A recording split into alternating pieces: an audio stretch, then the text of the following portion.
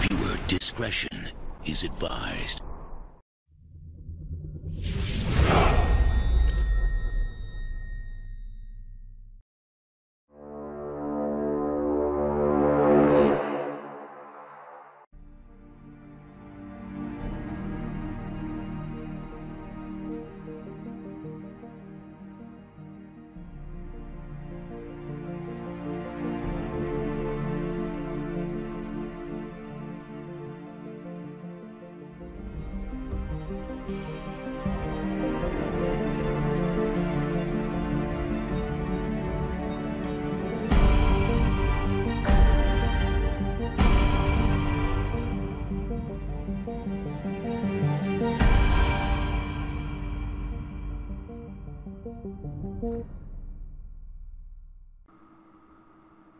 Hello everyone and welcome back to another episode of 3 Geeks Flix. This is the Tech flying solo.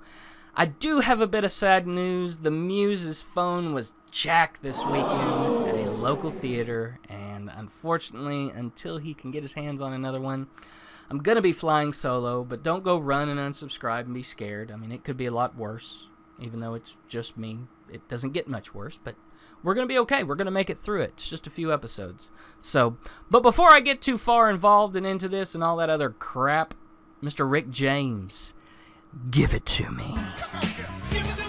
We got to keep some kind of semblance of a two-man show with you all as a third geek out there, so that was my attempt at it. But anyways, I've got a coming soon for you, and it's really not a coming soon as a hope for one day to happen, to possibly come soon. Everybody knows Disney's a powerhouse right now, okay? They've got Marvel, they've got Lucasfilms. They've got the 10-year Marvel plan, and really things are starting to heat up and come to a head with Infinity Wars. It's awesome. And then you've got all your Star Wars franchise stuff with your new trilogy and your spin-off films. And it's been great. They've done fantastic, really from a business point of view and everything.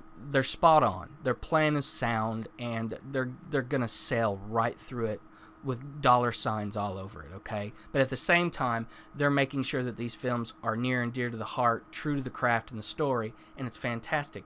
But there are some of those films that are almost forgotten out there. And one of them was Tron 3, or otherwise known as Tron Ascension. And back in March, Joseph Kosinski opened up about that and said that, you know, they were about 80% done with the story.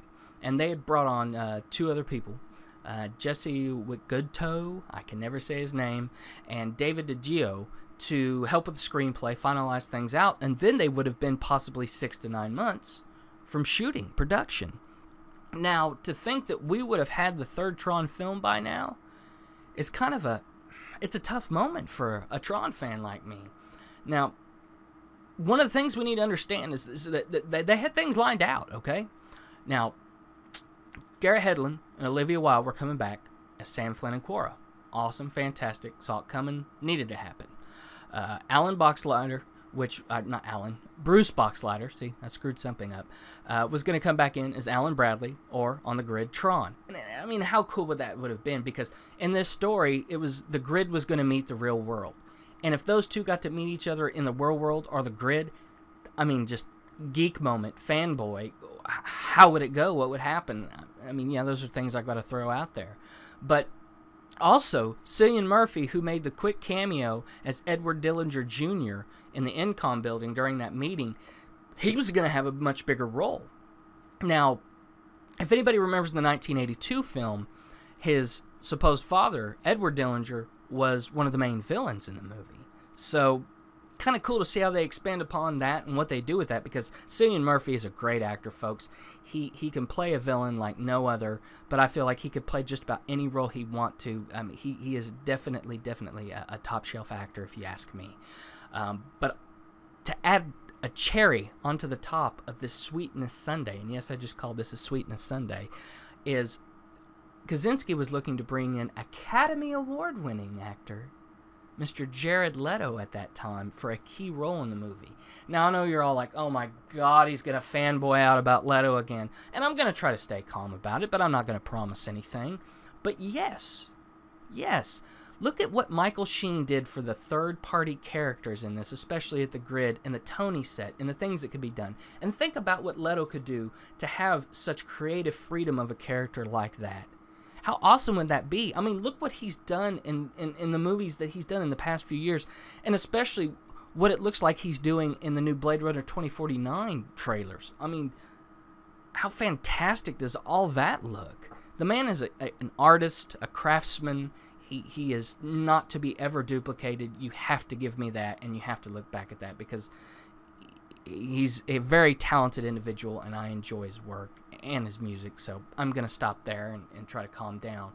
But, you know, they said this film's not dead. It's in cryo-freeze, okay? Which means Disney hasn't completely shut out the idea of it. Just right now, they've got a lot going on with Marvel. They've got a lot going out with Lucasfilm and Star Wars. So that's where their focus is. But I hope, I hope that the time comes to where this movie will come to light, and in my few short years to how many ever I have left, that I will get to experience it and see them tie this all together if the third film is the end. Because I think there is a lot of people out there, a lot of geeks like you and me, that want this film and want to see this film and want to have that completion to it. So, given all that said, check us out on Facebook, 3 Geeks Flix. Give us a like, comment, holler, troll us. You don't do Facebook? We've got Twitter. It's at the number 3 Geeks Flix. Flix is, of course, spelled F-L-I-X. Give us a follow there. Give us a holler there. Troll there. Get on YouTube. Hit that subscribe button. Give us a like. Leave us some comments, folks. Get involved. We really want to know what you all think about topics like this, or what you would like to talk about, or maybe you want to see us do a show on something you want to hear our spin on, our feel on. We'd love to do that. We'd love to get involved. That is truly why we're here. Do not be afraid. Even during these few episodes that it's just you and me, I promise you are safe, though you are most likely not, because you never know when that day may come that the muse can show up on your front door with a smile and a sandwich. That boy ain't right. But anyways, appreciate y'all sticking around, and stay tuned to the glow of those monitors, because we're going to catch you next time. Good night.